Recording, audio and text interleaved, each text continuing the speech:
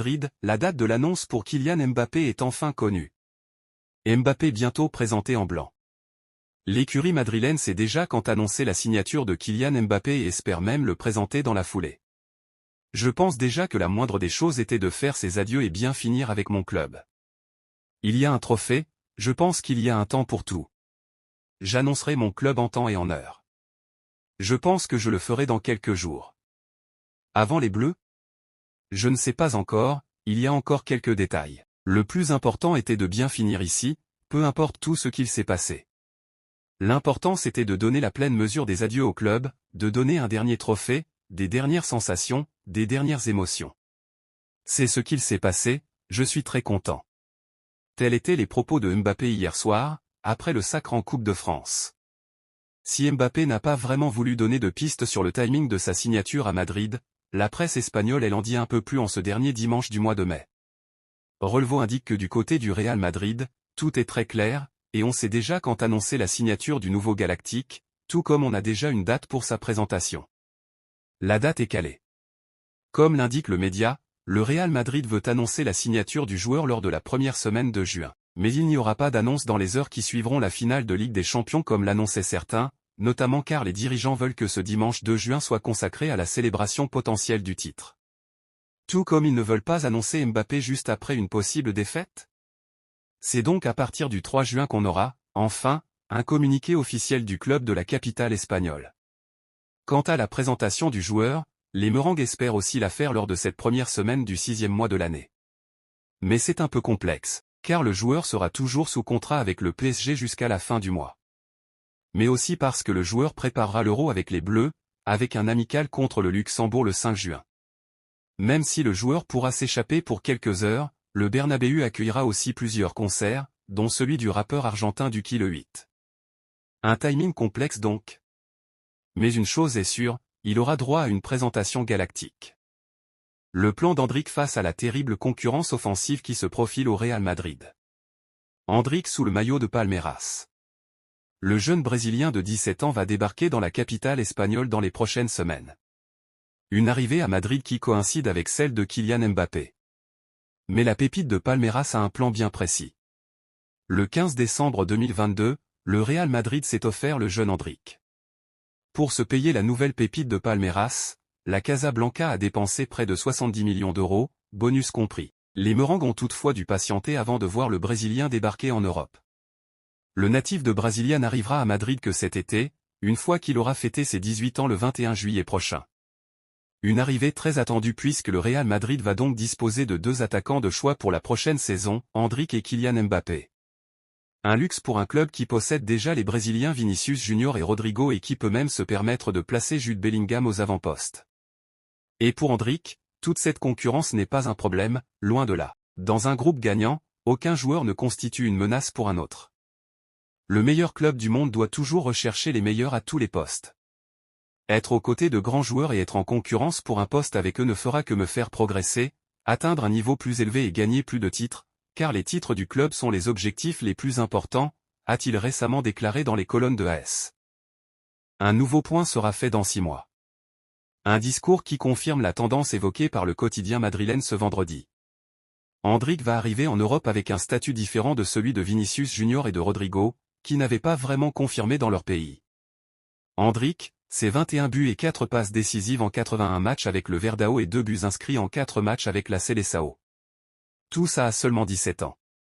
Pas question donc pour lui de faire un tour au Real Madrid Castilla pour se faire au football européen avec la réserve. Pas question non plus de partir en prêt dès cet été. AS assure qu'Endrick veut clairement s'imposer à Madrid, même avec la venue d'un concurrent comme Mbappé. En revanche, la donne pourrait changer durant l'hiver 2025.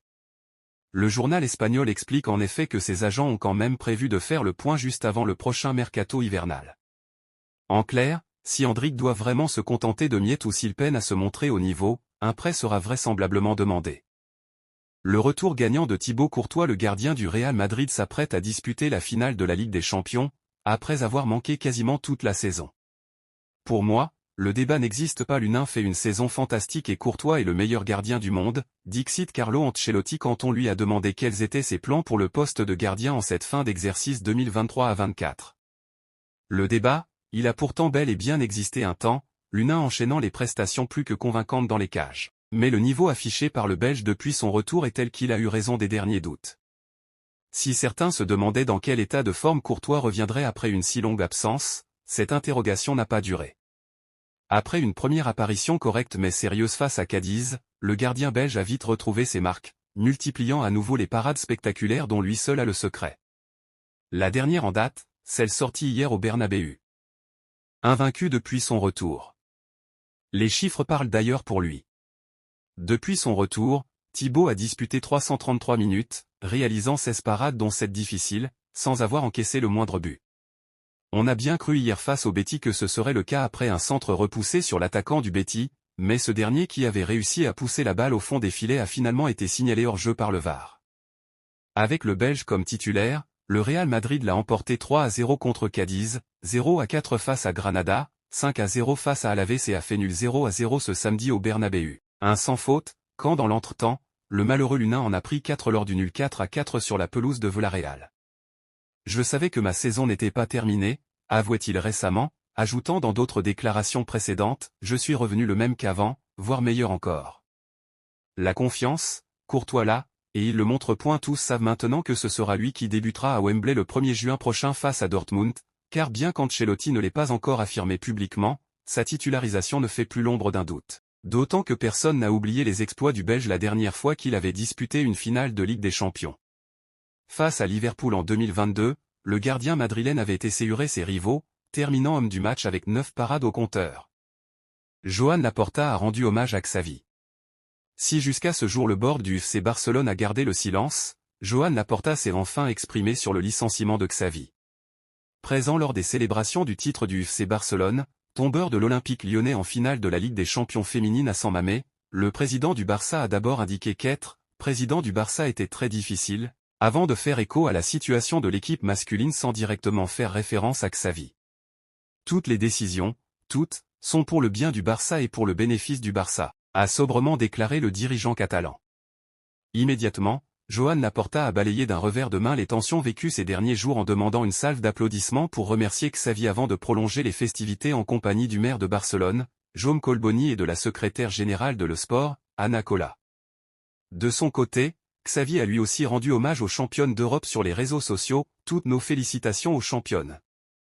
Malgré un contrat existant jusqu'en juin 2025, Xavi fera bel et bien ses adieux aux supporters ce dimanche. Un départ du coach espagnol qui avoisinerait les 15 millions d'euros et qui coûterait donc une fortune au Barça au regard des difficultés financières rencontrées par le champion d'Espagne 2023. En parallèle, la relève de Xavi semble déjà assurée car plusieurs sources de l'autre côté des Pyrénées s'accordent à dire qu'un accord entre Hansi et le Barça aurait été trouvé. Libre de s'engager où il le souhaite depuis son licenciement de l'équipe nationale d'Allemagne en 2023, l'ancien entraîneur du Bayern Munich devrait être officiellement intronisé sur le banc catalan dès lundi. Jorge Mendes cherche un nouveau club à Joao Félix. Joao Félix avec le FC Barcelone. Prêté cette saison au FC Barcelone, Joao Félix ne restera pas chez les Blaugrana. Même si les Catalans souhaitent le conserver une saison supplémentaire en prêt, l'Atlético de Madrid, le joueur de 24 ans et son agent, Jorge Mendes, ont indiqué que ce n'était pas une solution possible. Comme relayé par Sport, l'agent portugais dispose de plusieurs offres pour accueillir l'attaquant, sélectionné avec le Portugal pour l'Euro. L'occasion pour lui de briller aux yeux des dirigeants de sa future équipe. Jorge Mendes souhaite lui trouver un point de chute rapidement, et va se réunir avec le Barça et l'Atlético pour discuter des options envisageables pour le contrat de Joao Félix. De leur côté, les Colchoneros ne comptent pas brader leur attaquant, et si aucune offre n'est à la hauteur, il restera dans la capitale espagnole. Pep Guardiola devrait quitter Manchester City l'été prochain. Pep Guardiola en conférence de presse.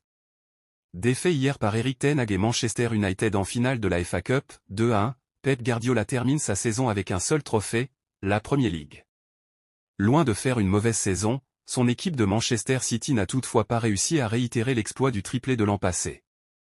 Pas de quoi tout remettre en cause. Pourtant le Daily Mail rapporte que l'entraîneur espagnol penserait à un départ. À un an de la fin de son contrat, Pep Guardiola entretient toujours le flou sur son avenir. Pour le tabloïd anglais, il pourrait ne pas prolonger et partir à l'issue de la saison prochaine. En interne depuis quelques mois, City se prépare à un départ imminent de son coach historique, 15 trophées rapportés au club mancunien depuis 2016. Des noms sont déjà évoqués par le Daily Mail. Michel de Girona, qui est déjà dans le giron du City Group, ou encore Julian Nagelsmann, qui a prolongé son contrat il y a quelques semaines jusqu'en 2026. La décision de Kevin De Bruyne pour son avenir. Kevin De Bruyne, avec Manchester City. Arrivé en 2015 à Manchester City, Kevin De Bruyne s'est affirmé comme un des meilleurs milieux de l'histoire en Premier League. Le joueur de 32 ans, freiné par les blessures ces 2 dernières années, semble arriver à la fin d'un cycle, même si ses performances restent très abouties, comme en témoignent ses 10 passes décisives en 18 matchs de Premier League cette saison. Le Belge a passé le relais à Phil Foden, et l'idée d'un départ cet été n'est pas à exclure, d'autant plus qu'il a des touches à l'étranger. En effet, comme l'annonce le Mirror, les conseillers de Kevin De Bruyne ont rencontré 10 clubs saoudiens cette semaine en vue du mercato estival, qui ouvre ses portes le 1er juillet. Pour le moment, le natif de Drongan ne semble pas intéressé par un départ au Moyen-Orient, lui qui privilégie un départ vers la MLS, précise le média anglais. En revanche, la tendance est à ce que le milieu offensif reste une saison de plus avec les Ski Blues, soit la dernière de son bail, avant un potentiel départ vers l'Amérique du Nord.